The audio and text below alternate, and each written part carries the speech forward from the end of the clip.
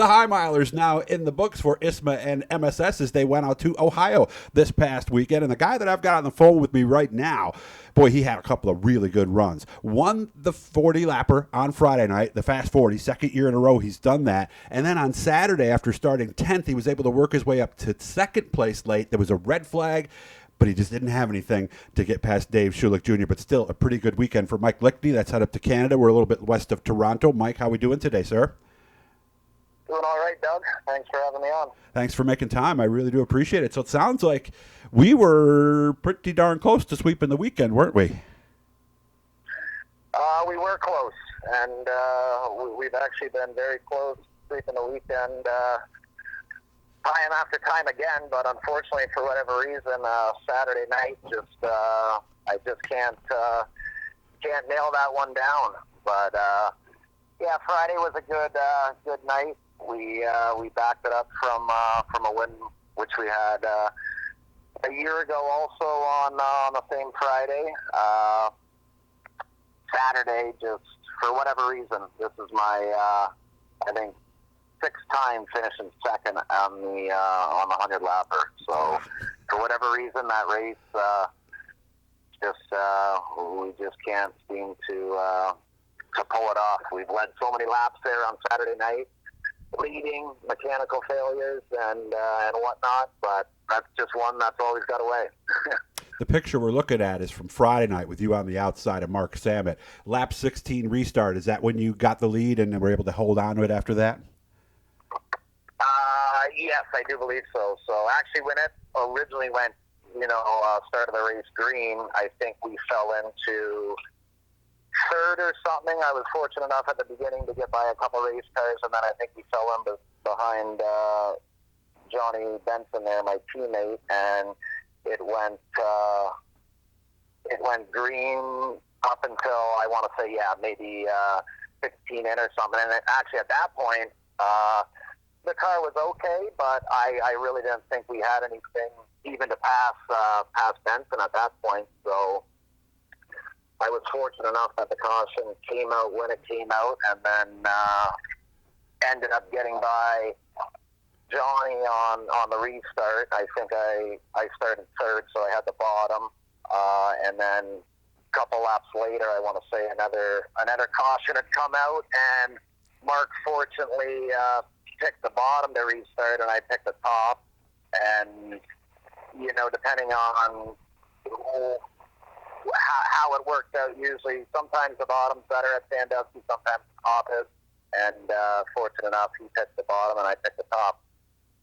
Were you thinking that was the move that was going to make the difference? I mean, did you have a feeling that the top was where you did want to restart?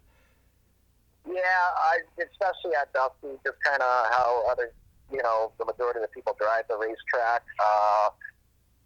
Going into one, you can really roll the outside, and we tend to pass most of the race cars in one on the outside. So when he picked the bottom, I just knew I had to get a decent jump on him, at the apex of 3 and 4 there, and then we were fortunate enough to make the pass in one and continue on for the win.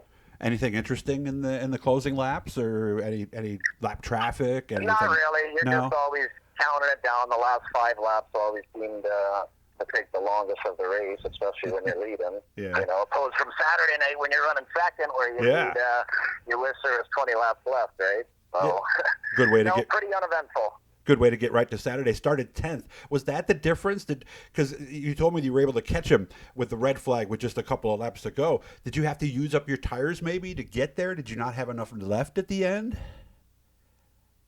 Yeah, we started out Saturday, not all that great, and even Friday, early on in the feature, the car was okay, and it seemed the longer I went Friday, the better the car got. But Saturday, for whatever reason, I don't know, just because of the rain and whatnot, whether it washed the majority of the rubber off or whatnot, we just didn't start out all that great.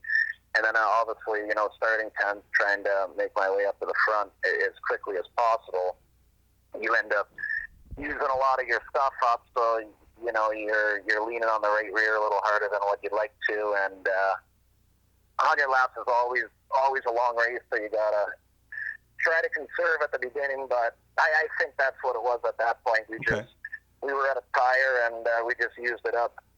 Yeah, and I forgot about the rain that happened in the morning. Was it a lot of rain? I mean, were you looking at a green racetrack on Saturday night?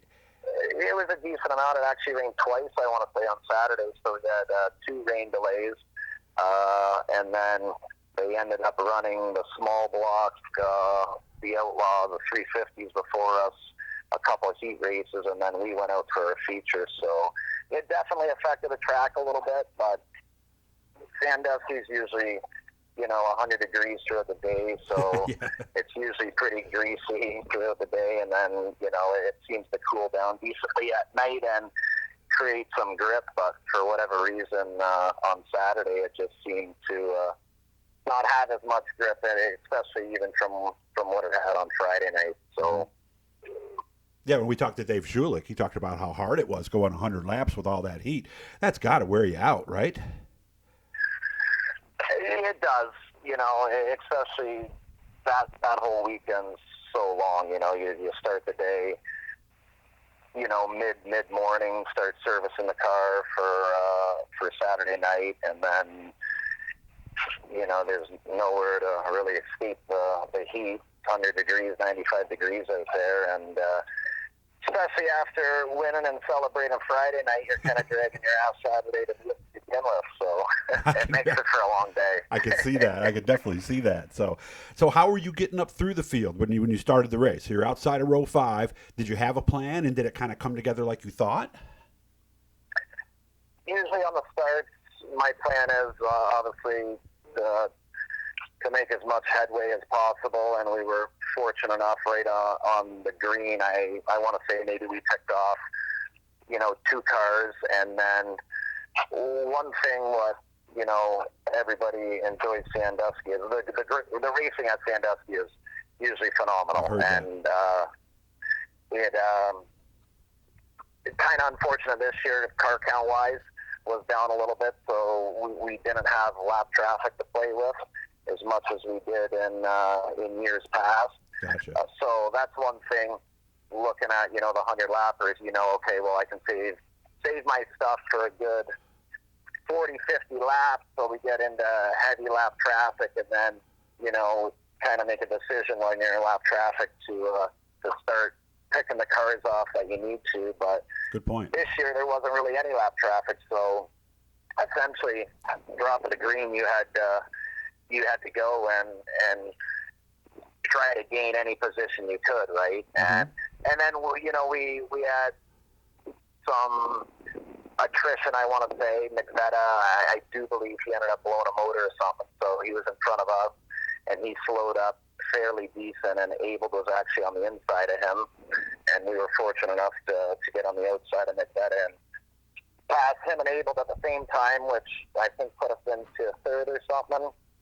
And then there on the restart, we got Ordway, which put us into 2nd, and then at that point, we were probably 90 laps in or something, and then they had that red flag with like 3-4 laps to go. Mm-hmm. So, and by the way, Mike was the New York Racing Mom and Ken Collision's hard charger on both nights, so very successful. We only got a few seconds left, actually, at this point. So we're not going to see you again until Caraway, November 7th and 8th, right?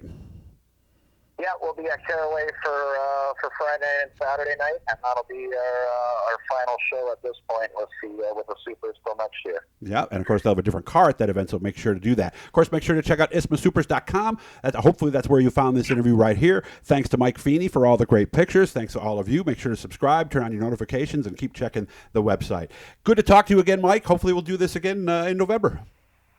Okay, thanks, Doug. Thank you very much.